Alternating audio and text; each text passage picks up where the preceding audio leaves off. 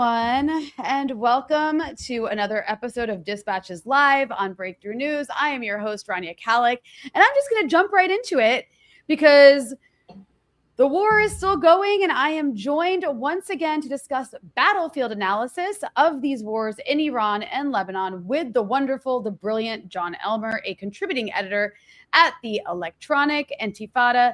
Jon, welcome back to Dispatches on Breakthrough News. Thanks, Rania. Happy to be here. Well, I'm happy to be here too, especially after what I had to endure last week with this insane terrorist attack that was really focused in on Beirut. But before we get to that, I got to just say, Jon, I am fuming because before we got started, as I'm sure you saw and probably much of our audience saw, there's a historic meeting taking place right now in Washington, D.C. between the Israeli ambassador to Washington, D.C., who's an interesting character. I'll get into that in just a moment. And the Lebanese ambassador to Washington, D.C. This is a historic meeting because these people don't meet because Lebanon and Israel don't have relations. They're enemies. They're at war. And Israel is currently bombing Lebanon, invading Lebanon, occupying parts of Lebanon, and trying to annex parts of Lebanon and turn it into a kill zone. That said, there's a lot of insane stuff happening in Lebanon, which probably confuses a lot of people. There's a government in power in Lebanon that really came to power. The Prime Minister Nawaf Salem and the President Joseph Aoun came to power kind of on the backs of the Americans after the war in 2024 between Hezbollah and Israel. But I should say the Israeli war on Lebanon to be more clear. But in that war, Hezbollah, I wouldn't say it was a defeat, but they came out weakened for sure, especially domestically in the country. And as a result, the U.S. used it as an opportunity to sort of install this government of people who are prone to do the bidding of the U.S. And now here we are a year and a half later, another war on Lebanon, in the middle of a war on Lebanon that has killed over 2,000 people, including 410 minutes last Wednesday in an Israeli terrorist operation after the ceasefire between Iran and the U.S. was announced. After that happened, you had a day later, the Prime Minister of Lebanon come out and say, let's do direct negotiations with the Israelis, which, by the way, he's been saying since the beginning of the war on March 2nd. And he said that because he wanted to undermine Lebanon being a part of an Iranian-U.S. ceasefire, which Iran is still pushing for, by the way, right now. And the U.S. jumped on this as an opportunity to try to undermine the Iranians in terms of having Lebanon be a part of a regional settlement and force the Israelis to the table. The Israelis did not want to do this meeting today. They do not want a ceasefire in Lebanon. They're not even offering one right now, by the way. That's not even what the conversation in D.C. is about today, Jon. And I'm sorry, I have lots of questions for you, but I have questions for you, so you go. So I have to address this. But it's so insane. You have a government in Lebanon that's literally abandoned its people in the south, has been spending the entire month and a half saying Hezbollah should be disarmed in the middle of an Israeli invasion by an army that's been committing two and a half years of genocide in Gaza and now trying to apply that and actually applying it in certain parts of South Lebanon right now. And this government, this what everybody's now calling a collaborationist government, a treacherous government, is what literally would rather extend this war and take itself out of the Iran-U.S. settlement to try to negotiate on its own for a ceasefire that it can't actually get because it has no leverage. But they don't care. They don't care because they're a pro-U.S. client government that wants to undermine not just Iran, but they want to basically use the Israelis to try to weaken their political opponents domestically.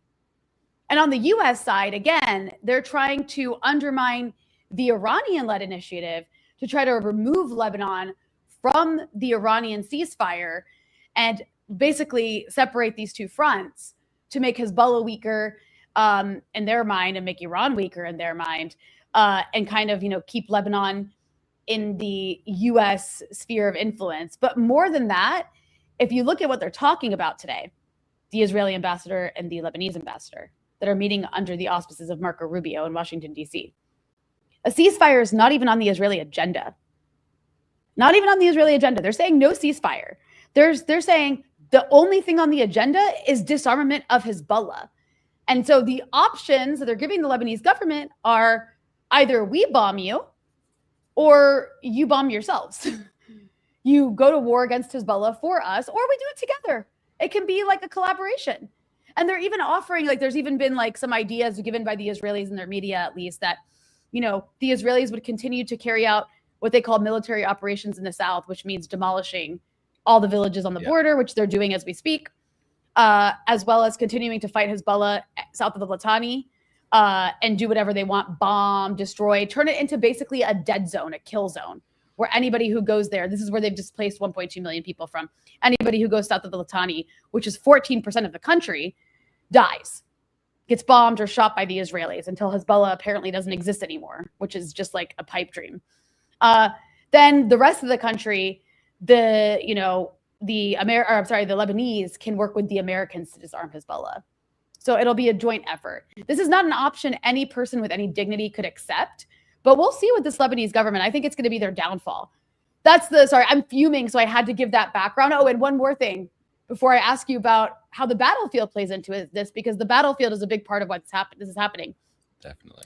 The Israeli ambassador to the U.S., whose name I cannot for the life of me pronounce, and I'm okay not being able to, because I don't mind getting the names of disgusting people wrong. You can correct me if you want to. I can't bail you out on this one. No. Yeshel, I don't know. Leader is his name. This guy is American-born, moved to Israel as an adult to become a settler in Hebron and became a settler activist. Before he moved to Israel, he was a member of the Jewish Defense League in the U.S., which is a designated terrorist organization.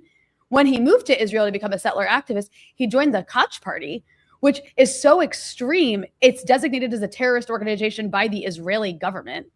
And then now he's a member of Likud and is serving as a political appointee, because ambassadorships are political appointments, for Netanyahu as the Israeli ambassador to DC. This is the man that Nada Hamedi Mouawed, the Lebanese ambassador to DC, who has a history of her own. She was at the World Bank before in a very high position, married to a very wealthy Lebanese American man who they made their money, I think, some sort of medical device company, but they're very, very wealthy people that have done very well for themselves.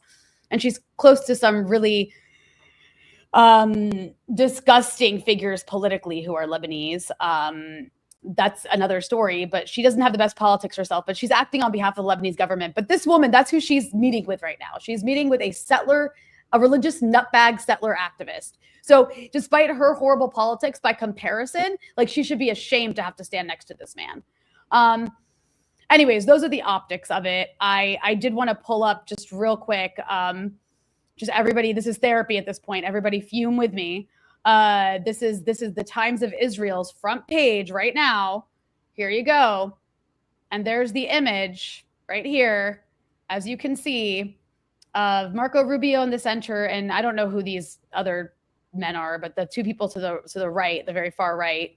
I mean, he's well positioned. The far right Israeli ambassador to Lebanon, or to Israeli ambassador to the U.S. Sorry, Lebanon does not have an Israeli ambassador yet.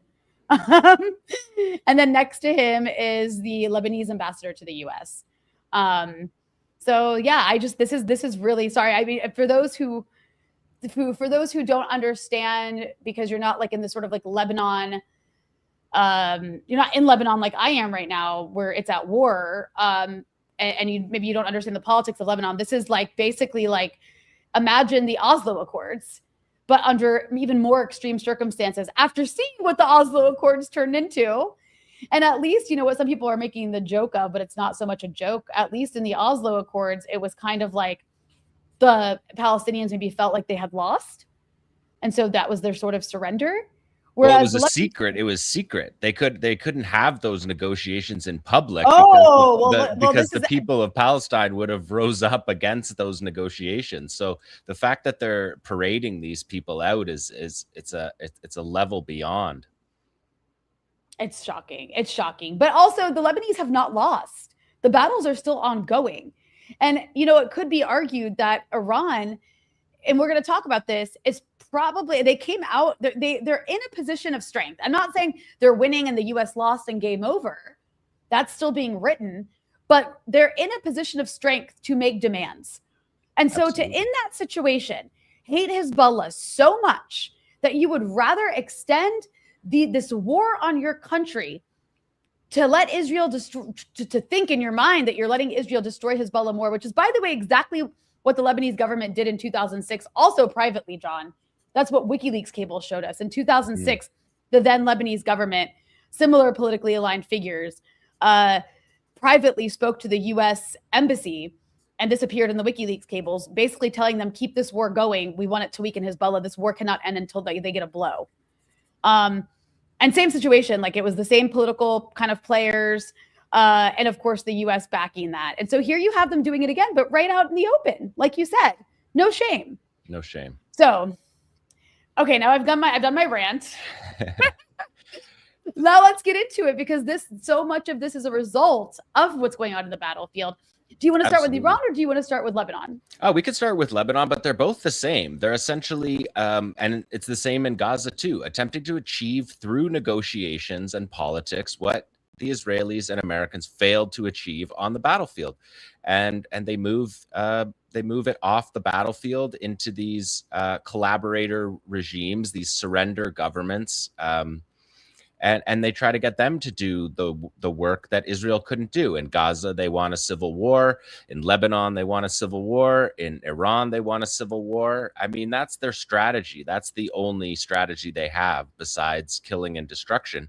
And it just shows how weak Trump is, that he can't just simply say to Netanyahu, no, the ceasefire in Iran has the global economy by the throat, and we're not going to tank the global economy for a sliver of Israeli nutters that are basically on a genocidal rampage that started 3 years ago. Yeah, Trump is an idiot. Absolutely. Yeah, I mean, he tries to project himself as so strong, and here he can't. Even though that's the agreement with Iran, was that Lebanon was part of it, and Trump understood that. It was only after the fact that he walked it back. So, yeah, I mean, we see a lot of the same things happening across all of these battlefields. I mean, in the position right now, Hezbollah's in a pretty strong position right now too, especially if the Israeli goal is to take everything beyond south of the Litani, which, by the way, in their internal discussions, it is not. Last week, before the ceasefire, they came forward on Army radio discussing how the goal was no longer to go all the way to the Litani, but it was to create a 3 to 5 kilometer buffer zone, which they had already begun during the ceasefire, right? Israel used the previous 15-month ceasefire to entrench positions inside Lebanon, to use them for forward operations. And then when this war started, that's a major advantage for Israel, to have that high ground, to have those 5 positions that they established inside of Lebanon. They've already destroyed all of the homes that are south of those positions, like they did in Beit Hanun and Khan Yunis and every single place in Gaza, bar none. So yeah, I mean, this is a particularly dark moment. The Israeli military is saying that their chief of staff is saying that they're going to collapse, that they don't have enough fighters, that they can't carry out a long battle. And then this ceasefire comes up, and then now all of a sudden they want to disarm, because a week and a half ago, 2 weeks ago, disarmament was not on the table. They were trying to push Hezbollah back because of rocket fire, they said. So they already said that they had defeated Hezbollah, but now in this moment, they're saying that they're not going to do that, that they're just trying to establish a buffer zone. They're trying to not have their military collapse under the weight of their reserve soldiers having to continually fight for the last 3 years of this genocide. So Israel's not in the strongest position to shift this to negotiations and to find the most collaborationist government that's willing to accept a civil war, that's willing to accept that that Jabal Amel is not part of Lebanon, basically, because you have to accept that in order to say that you're willing to lose a significant part of Lebanon. It's as if a certain population in Lebanon doesn't exist. The government seems to represent everybody but the Shia in Lebanon. Anyone that lives south of Tyre is not represented in this. And the goal is to create a government and an army that is able to fight Hezbollah. Like, that's just not serious. So, I mean, you can see how they're just parading these kind of ideas, but there's nothing really underneath them, because the Lebanese army is not able to fight Hezbollah, even if they wanted to. The hope would be that they wouldn't want to, and it didn't look like they wanted to for the 15 months of the ceasefire, although they definitely did a number of significant anti-Hezbollah activities. It wasn't trying to start a civil war, quite the opposite. So, yeah, I think that's where we're at. So I think it's really interesting too, because the Lebanese army, it's like, okay, if Israel couldn't do it, how's the Lebanese army allowed to do it, or going to be able to do it, when the U.S. arms the Lebanese army and literally arms them with really pathetic weapons so they can never challenge Israel? So exactly. If an army with the weaponry that Israel has been unable to disarm Hezbollah, how do you, and also that's not to mention the fact that that would split the Lebanese army, because there are people in the Lebanese army from all different walks of Lebanese life, including those that come from the communities that Hezbollah represents and is fighting on behalf of. All of that, you know, I want to kind of rewind a little bit, because I kind of jumped the gun here. I want to talk to you about the specifics of the battles in South Lebanon, but I love that you brought up the issue of negotiations, because I wanted to ask you about the Iran U.S. negotiations. Last time I had you on, we talked a lot. We kind of focused more on the sort of battlefield analysis of the war with Iran and the U.S., which has now changed quite a bit since we last talked. Mm-hmm. And I'm just curious, you know, and this is, maybe you already alluded to this, but how do you interpret the phase we're in the sense that, you know, you had this first meeting of negotiations on Sunday that lasted, 21 hours in Islamabad, after the U.S. threatened under Trump to end Iranian civilization, only to then, half a day later say, actually, we're going to negotiate, it turned out to be all bluster. Thank God it turned out to be all bluster. And then you have, there's these demands being made by the U.S. about zero enrichment. You can't include Lebanon, no tolls in the Strait of Hormuz. Now the U.S. is blockading the blockade. But the fact that the U.S. is the one that basically announced there would be negotiations after this month-long war, what does that tell you in terms of what was happening in the field? I mean, I think they won out. They're not, they're facing significant losses. They're stretched as well. They didn't have enough fighters. They don't have enough. They're putting a lot of strain on their fighter jets, on their transport aircraft. They're constantly needing to rearm. And they needed, I think, a ceasefire. At least they needed a temporary ceasefire to literally rearm from the battle. And we know that that's true. They've gone down to their warships, and carriers have gone down to Diego Garcia to reload their munitions, because they can't reload at sea. And this is about a 2-week process, which is, conveniently what the ceasefire was initially tagged for. During this time, we've watched massive, an air bridge, you could call it, from U.S. bases in Europe, bringing more munitions to the Gulf and to bases in the Gulf. So that was something that the Americans needed. I mean, from the Iranian point of view, they would be willing to take a ceasefire if there's, because they are in a strong position. That the negotiations at that point, I think Iran felt like they were in a strong position. And so there's no reason to deny negotiations at that point. But the negotiations were such a joke, like 21 hours. And Vance and Trump are just like, 21 hours of a meeting. Like, that's crazy. Like, that's not crazy. And Iran sent, 70 technical experts in each portfolio of the negotiations, and the U.S. sends Vance, Witkoff, and Jared Kushner, who know nothing about any of the technicalities or the geopolitical situation or the military situation. And yeah, they get tired. They're like, 21 hours, that's crazy. Iranian, the JCPOA, I forget exactly what the numbers were, but they were round the clock for months and months on end to get that deal. There is a lot of technical, you can't just say, the Iranians are not going to accept no enrichment at all. And so you got to have technical experts who know the very subtle differences in enriching, right? What is enriching for civilian use, and where's the line, that they can accept for making a bomb? That takes expertise. So even the limiting the range of their ballistic missiles, like Kushner doesn't know how to do that or what that means. So they get tired and they fly home instead of just getting a hotel room. Or how about this? Bring an actual delegation. But the Trump administration doesn't have these people for the most part anymore. He got rid of them all for his administration. He's not sending a delegation from the State Department to do these negotiations because those people were largely pushed out. So you have these completely unprepared, unprofessional people trying to negotiate something that determines the trajectory of a civilization, if that's what Trump wants to call Iran.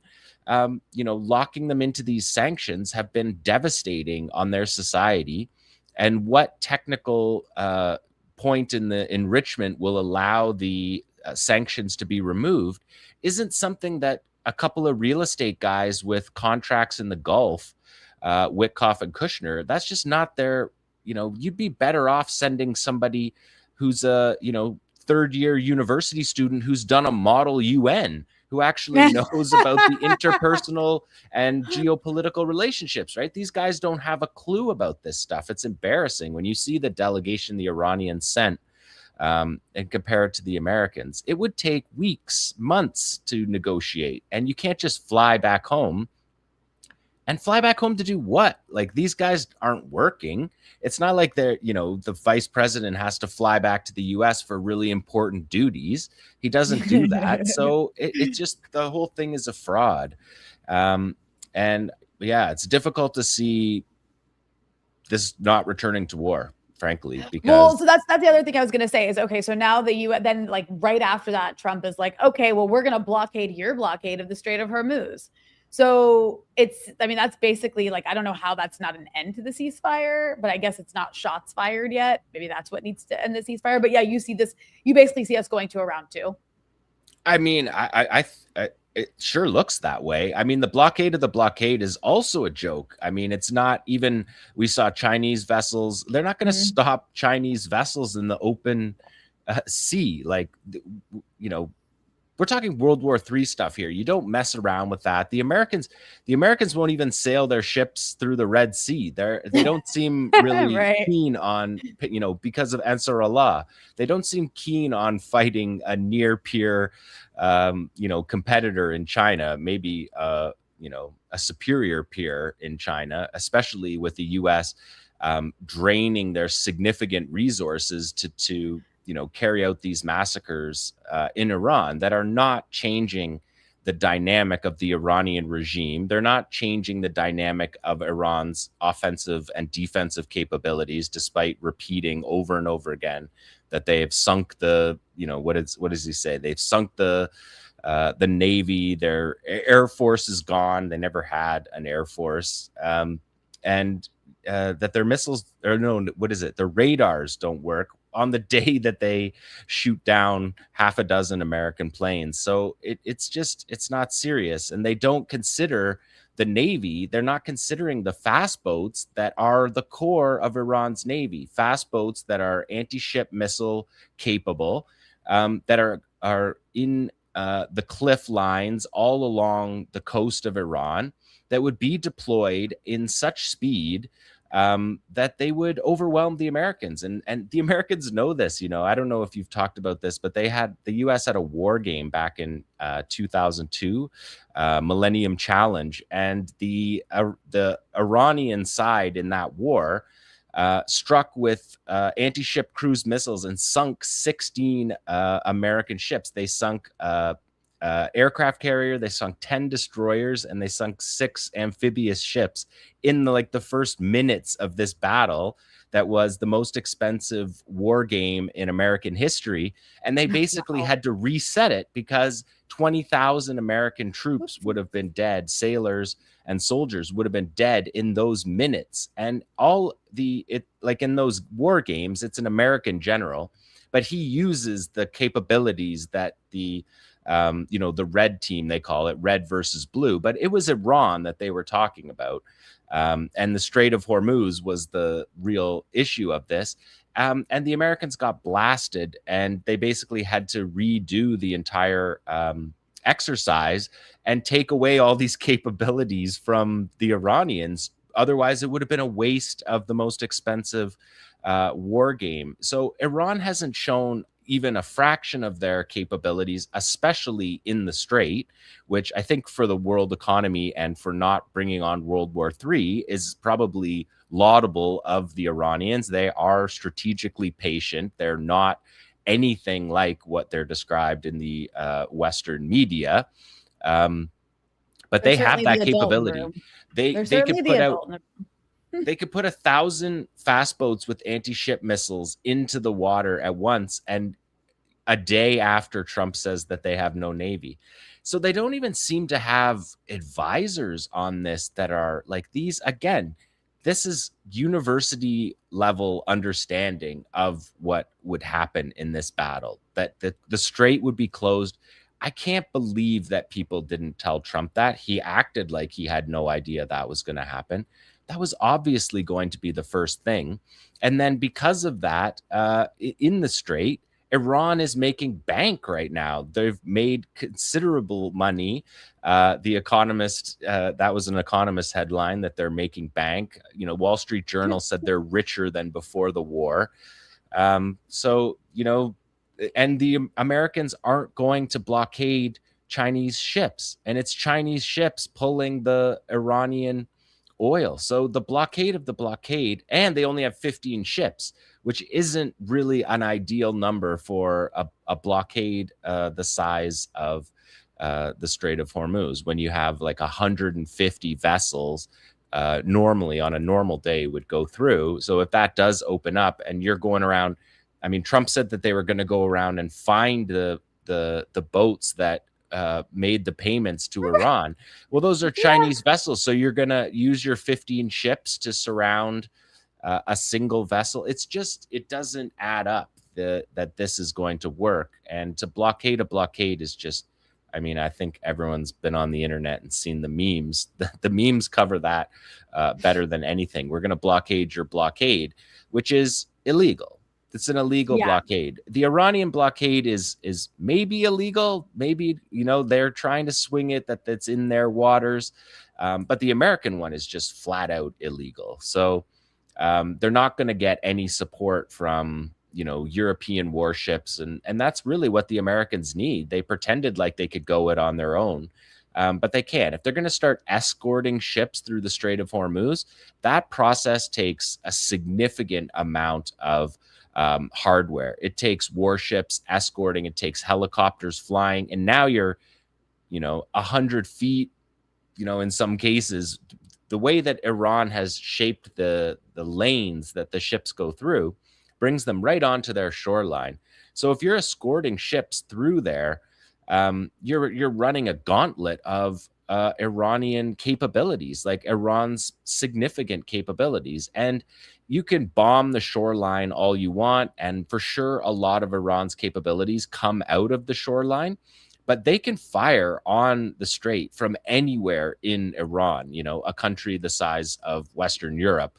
So there really is no way to suppress anti-ship missiles being fired. So if they really did want to start World War III, if you were playing a video game or something, this is how you would do it, for sure. It defies everything. I want to remind our audience, by the way, before I move on to my next question for you, Jon, that they need to hit the like button. Smash the like button, you guys. It helps boost us in the algorithm.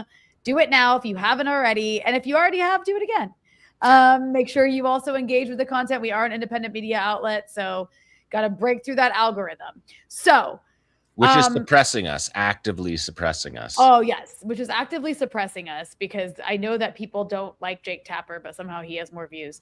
So I think it's a lie. I think they're lying. 100%. Or it's just like a bot farm somewhere. Yeah. So I want to ask about. I want to move to the Lebanon angle of this, because we all know the Iranians agreed to the pause under the condition that there be a ceasefire also covering Lebanon. And, the Pakistanis also said in their statement Lebanon would be included. So obviously the Trump administration was lying the next day when they backed what Netanyahu did. And what did Netanyahu do? Last Wednesday, I woke up to the ceasefire news. I was very excited, though cautiously excited, because I know what ceasefires usually mean for the Israelis.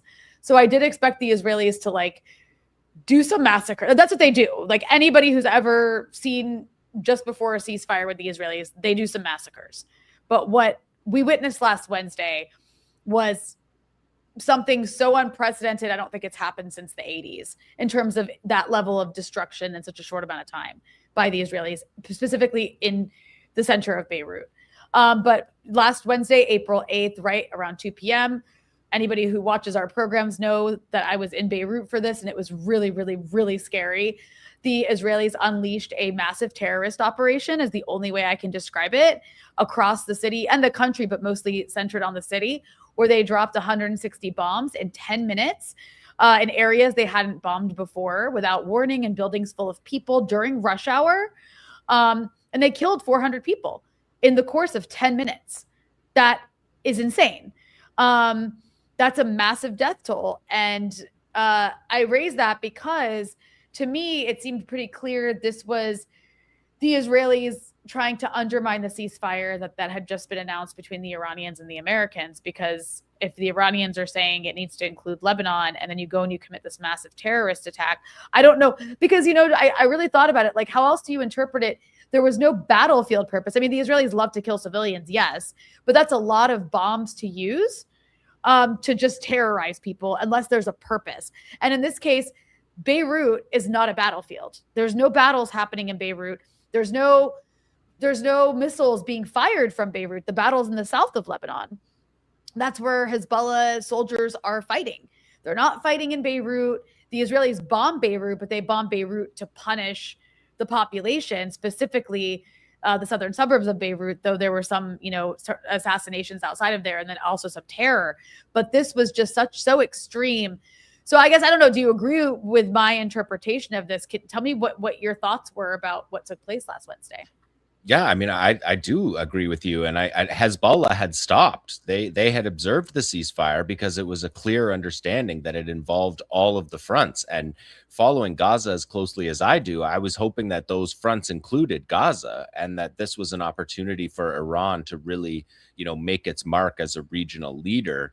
Hezbollah was not on the battlefield that day for those massacres, and just the style of the massacre. I mean, the Israelis were so proud of it. 50 jets, 160 bombs. The Israeli Air Force said it was 60 seconds. So they wanted to be, like 10 minutes was too much. We did actually in 60 seconds. It just their genocidal lust is just really remarkable. And it's done nothing but get more, the more they have of more genocide they have, the more they want. And that was really just a brutal attack, killing kids. They pulled the same kind of thing during the ceasefire in Gaza when there was a surprise attack. They also said the same thing. We did it in 3 minutes, and we did it with 100 jets. They killed a similar number of people. A lot of it was children, because it was during the ceasefire, and so people were all home with their families. And so people were bombed in their homes, and a lot of children were killed. And that incident itself should be a disqualifier. The Lebanon attack, the Black Wednesday attack, that should be a disqualifier for Israel as a state. It shouldn't be something that, states rally around to try to get a ceasefire, or to try to help Israel get the kind of ceasefire they want. I mean, that attack was brutal, and the fact that the ceasefire was being upheld just makes it so cowardly. It's just really remarkable for a very cowardice army to really take it up a notch.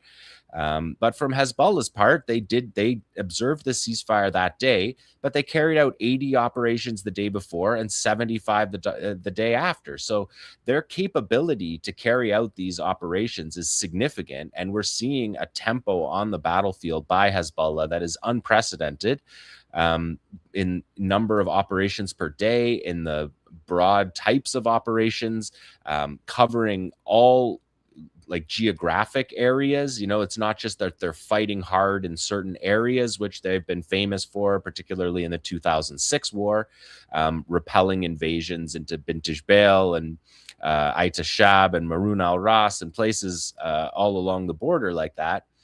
But this time, Hezbollah has everyone on the battlefield right now. The rocket operations are not nuisance operations against the settlements in the north.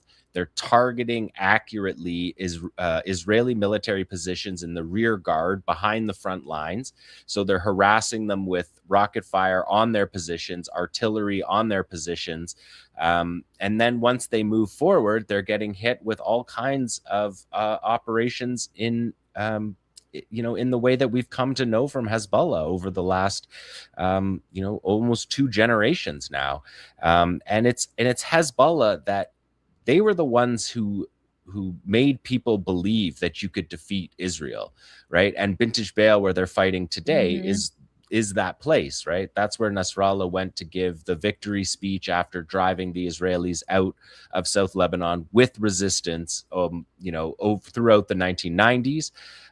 It was the place in 2006 where all of the Arab world and Arab armies and resistance groups watched where Israel was defeated. And, there was those cameras in 2006 that were like just on the Israeli side of the border. They definitely don't allow that to happen anymore.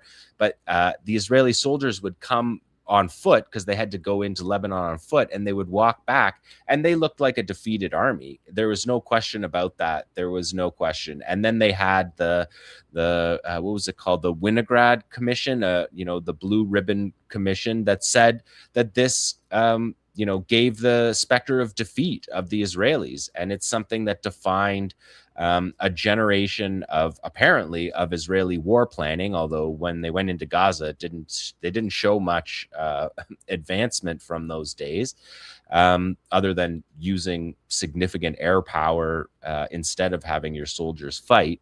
But the idea was that it would change their doctrine, and it gave this this boost to Hezbollah that just showed repeatedly over and over. And Nasrallah said, right, like, I promised you victory, ...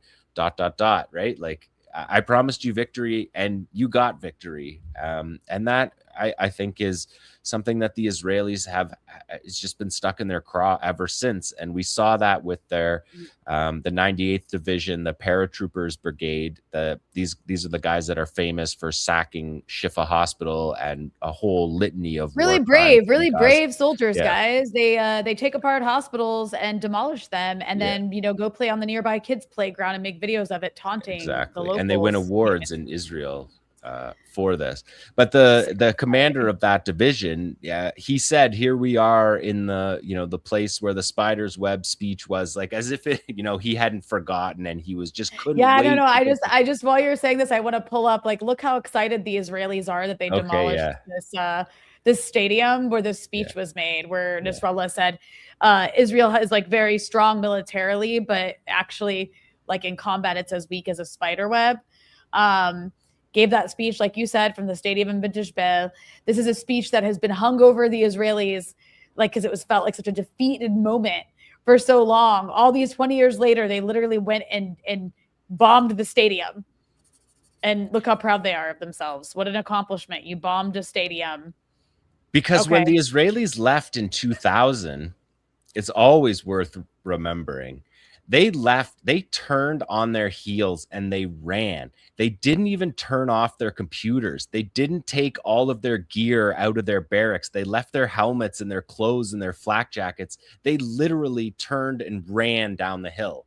And that was their leaving South Lebanon. That's why Hezbollah has so many, and even government people, Hezbollah gave government people all kinds of souvenirs. And you've seen at their museum, at the Hezbollah museum, there's all kinds of that, because Israeli soldiers literally found out that they were leaving and they turned and ran down the hill. And so that humiliation of that in 2000, and then in 2006, they had camera crews, CNN, international camera crews, as the soldiers were coming down, and they looked defeated on their faces. They didn't look like they were going back into Lebanon anytime. Those soldiers were not going back to Lebanon. And maybe you have this division commander who's one of the people that was still, is still in the military at this point, who's trying to say that we destroyed a soccer field. It's just like that level. I mean, I don't even know what to say. It takes the words. It's so petty, like petty. It's and petty criminal, and just like, what kind of a person? We see them do these human massacres, but when you look at some of these targets, it just makes them look like small, petty people, criminals. They're able to smash with the bombs that my tax dollars pay for. Yeah, but when they're face-to-face fighting, they get hammered. This morning, 10 soldiers wounded seriously by Hezbollah by 3 fighters. And that's Israel admitting that it's 3 fighters. And then they show a video of some guy on a road getting bombed, and they tell you, well, that's one of the 3, but the others got away. They said that they killed, they're like, we eliminated 250 Hezbollah terrorists last Wednesday in the bombing of residential buildings across Beirut, which is a lie. Yeah, like we know who was killed. They know who was killed, or we know who was killed. Like we see who went to the hospitals. Yeah. And anyway, I want to remind people, first of all, we've got over 1,000 watching, but I see a little more than half of that have liked the show. So I'm a bit disappointed in our audience. This is that time in the show where I'm gonna yell at the audience to hit the like button. You guys, do your part. It's so easy. You just hit it. You just push it. If you're watching on your phone, you just use your finger to tap it. You're on your computer, you click it. Hit the like button. It's the least you can do to support an independent media outlet. Doesn't cost you a thing. Okay. So I want to ask you, you kind of actually beat me to it. I wanted to ask you about like Hezbollah's performance, and I wanted to ask you about Israel's performance. You've kind of already answered those questions, but I want to specifically ask you about how successful Israel's campaign in the South has been. Because, okay, so here's what I see, right? I see, and a lot of this is coming from the Israelis, but a lot of it's just coming from video that's coming out from people who have remained. The Israelis have destroyed over 40,000 housing units in the South. And part of the reason they've done that is actually, that is an intentional policy because they want to create what they call a buffer zone. They have an ambition to do it about 7 to 10 kilometers into Lebanon. That's very ambitious. But, some of the more I guess, practical genocidal minds in Israel are saying maybe closer to 3 to 4. So their plan is to basically be in areas that they're destroying and making uninhabitable like they did in Gaza. So I'm just curious, what does the outcome of this look like to you? Because they are detonating the structures in villages like Na'ura, like Ait Shab, like Maruna Ras. These are villages that we're seeing get just completely demolished. Does that mean Israel wins? What does winning and losing for Israel look like here? Well, I mean, Hezbollah said just the other day, they put it on a missile just so people couldn't, just so they would see it, that you'll return home with your heads held high and you'll rebuild, that this won't be the, this won't work, and Israel destroyed a lot in the 2006 war as well. But they were destroying those buildings in the South during the ceasefire, which is why it's all the more collaborationist for the Lebanese government to participate in these ceasefire negotiations, because Israel uses the ceasefires to achieve what they could not achieve on the battlefield. And one of those key things is the destruction of the homes in the South. They moved forward to those 5 forward bases that they kept. And then they used that time, the 15 months of the ceasefire, to destroy systematically destroy homes in South Lebanon when they couldn't be, unless they were to break the ceasefire, Hezbollah can't fire on that process. We saw in Gaza when they were doing the destruction in Gaza that left their troops very vulnerable, and we saw a lot of resistance operations targeting the excavators, the bulldozers, and those vehicles are a lot easier to hit because they're not as heavily armored as the Merkava tanks and the Namr troop carriers, which are Merkava tanks without turrets on them, and they're the heaviest tanks in the world. But those excavators and the D9 Caterpillar armored bulldozers, you can hit those with older anti-tank weapons, with drone strikes that we've seen. Hezbollah's been using drones in this round, in quadcopter drones. Quadcopters in this round more. They used them a little bit in the last battle, but they're using them significantly in this battle to reach out and touch Israelis in areas where they're hiding, because the Israelis aren't marching forward, in a phalanx to attack Hezbollah. They're creeping around. They take the easiest ways to find the least resistance and an area that's very mountainous. And so it's possible to find routes around, especially when you've cleared out the whole area near it. To advance one ridge forward is not a military accomplishment of any import. It's just, they're avoiding battle. And so the FPV drones have been able to navigate their way through those hiding soldiers and hitting them behind the lines. We'll see a lot of anti-tank operations if they continue to move up from the ridge that they're on now. But every single day, we're seeing something in the neighborhood of 70 operations. And those are distinct operations. If Hezbollah loads up an 18 rocket launcher and fires 18 rockets at Israel, that counts as one operation. So they're pulling off 70 of these a day. Yesterday 70, day before 75, number of days in the 80s. We had few days in the 90s. The capability of Hezbollah that was supposed to be destroyed is hitting the Israelis hard, and that was where we're not going to disarm Hezbollah came from. And the other part of that was that they realized that because as if the Israelis didn't know this, they thought all the rockets were being fired from south of the Litani. And then this part of the war happened, and now the Israelis are like, more than half of the fire on us, missiles, heavy rockets, are being fired from north of the Litani. So we're not even going to be able to get to those areas, and we're not even going to try. That's why disarmament fades away, because the Israelis, they're not going north of the Litani. They probably can't even keep areas south of the Litani. But this battle really is just starting. I would say this week is really the first week that the Israelis have tried to advance into areas that have, that are set up for urban warfare, like Bint Jbeil over the last few days. But he's holding the gun. I wanted to show you just maybe. This is actually really funny. This is AI, but it's so funny. I feel like it's a perfect encapsulation because it kind of leads into what I want to ask you about. It's again AI. Somebody made it, but it's brilliant. Okay, I don't know who made it. So for those who don't know, this guy that's in the middle, his name is Noah Saleb. He is the Prime Minister of Lebanon, who I was talking about at the beginning of this episode. If you missed my rant, it's over, go watch it, about the negotiations. He's the one who's basically leading this idea of basically, let's negotiate with the Israelis while we're under fire and not be a part of the Iran-U.S. negotiations.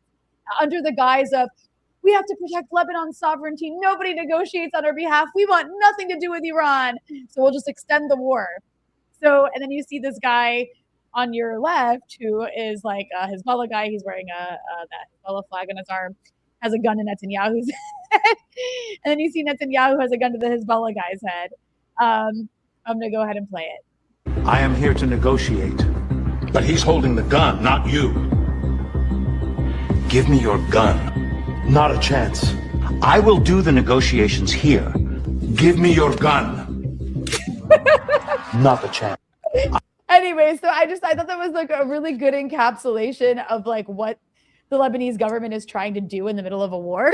It doesn't get any like perfect in that visual. But anyways, I think this is that I want to ask you, how much does that background theater of negotiation, where you do have these figures in the Lebanese government now sitting with Israelis for the first time since 1983. There's a reason it didn't work out in 1983, by the way. That's a different story. But the fact that you have that happening against Hezbollah, collaborating with the Israelis while this invasion and attempted occupation is taking place on the ground, while the Israelis have displaced over 1 million Lebanese, specifically Lebanese Shias, saying Shias can't return to the south. That's like a part of that's a part of military strategy by the Israelis. It's not that's evil and genocidal, but it's also because they recognize that if they can just keep the majority of Lebanese out of the south and have it depopulated, then there won't be humans to fight them. So it's like there's a military insanity to that. But it's like they aren't part of the same country. It's like he's negotiating as if they're a third country. It's just it's insane. But how much do you see that impacting the battlefield, or does it? Maybe it doesn't impact the field. No, I don't think it'll impact the battlefield. I think what's happening right now is just a fraud. I mean, I don't see. I mean, even just who's in that meeting? A bunch of ambassadors like that. That's not serious. It's just, I mean, you know, those positions are not policy driving positions. They just aren't. So I think that it's just, you know, Israel has to show that for Israel, it works well because it shows that they're trying to negotiate, you know, to Trump, to the Americans. They can say, well, we're trying to negotiate this, you know, in good faith. Allow us to continue to do that, because the longer the U.S. allows them to do that, you know, they can turn the South into, you know, Beit Hanun, like they said. Like they're proud of that, and like in history, it's going to be written in history books about the genocide that happened in Beit Hanun, and within, you know, a year and a half of that, Israel's using it as a proud model. It's no longer the Dahia doctrine. They're going to bring the Beit Hanun doctrine to the Dahia. So, yeah. And just to remind people, the last time that the Lebanese tried to negotiate with the Israelis, the president was assassinated. The Christian president was assassinated. And by the way, before people think it was Muslim versus Christian, it was by another Christian who was against normalizing with the Israelis, who had just occupied a huge chunk of the country and committed horrific massacres, specifically in the siege of Beirut, but all across the country during the Lebanese civil war. So it didn't turn out well for them. And I'm not, you know, this time around, the people in the resistance in this country have been quite restrained, so restrained even up until now that even over the weekend when people went out to protest, Hezbollah and Emel, the two Lebanese Shia parties in the country, actually told their constituencies to stop protesting in order to preserve internal stability in the country in the middle of a war. So, I mean, there is a lot. You talked about Iranian restraint. There is a lot of, aside from what you'll hear from, you know, Lebanese forces people, there is a lot of restraint from the political echelon of Hezbollah in this country, at least so far. So for a generation, there has been to not take over politics, to keep, you know, at this point right now, when you have somebody negotiating away your life, your existence, your part in the state and a significant portion of the state that these people claim to run, this is collaboration on the highest order. Yeah, there's not a single, just to let people know, there's not a single, because usually in Lebanon, everything as a country is done with every sect represented. Mm-hmm. Like there's like always like these quotas met so that the country is always represented. In this case, there's not a single Shia representative involved in these, you know, in this decision to make these negotiations, because they're refusing. Also, not that it matters because the Druze are such a minority, but even the Druze leadership in this country, which is always swaying back and forth depending on the political winds, has refused to involve themselves in these negotiations. It's literally just this prime minister who doesn't really have a constituency. Nobody in Lebanon even knew who he was. No. Before he was like appointed prime minister, basically by the Saudis and Americans. Because everyone in Lebanon complains about Iranian interference. Nobody seems to care that there are certain positions in this country that don't even get filled without American and Saudi approval. Like, for goodness sakes, the Saudis kidnapped the prime minister in 2017. But we're going to sit here and talk about Iran and interfering in the country? Like, give me a break. Sorry, I'm just yelling at my Lebanese adversaries. I mean, Naim Qassem spoke yesterday and he addressed that. And even in that speech, he is, conciliatory towards this collaborator, and just really articulated that this is just being in the negotiations is a surrender. Can you actually, Jon, can you explain to our audience before we start to wrap up here? Because I keep getting this question and I thought it was self-evident, but I guess it's not. Why is it a disservice to your interests to negotiate while under fire? Well, because the first part of the negotiation is to stop the war. If you're negotiating under fire, I mean, that should be the starting point. And that is how you show good faith in negotiations: is you stop killing the person during the negotiations. And in this case, it's tied to a negotiation process that has like the world's attention. And that's the thing that, I mean, it's worrisome. The fact that this has been able to happen at all is worrisome, because the splitting off of each of the resistance axis factions from this Iran ceasefire deal is a disaster.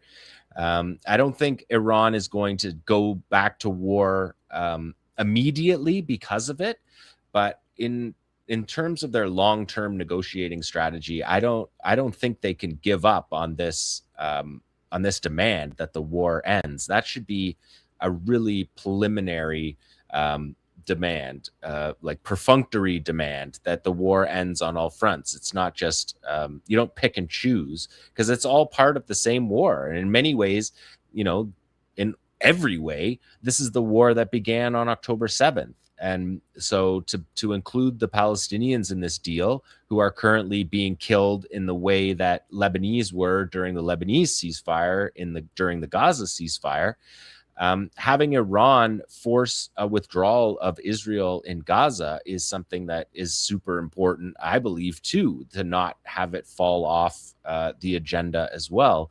In Iraq, it was significant. The Iraqis were driving at the heart of American presence in the country, 2 decades of American presence in the country.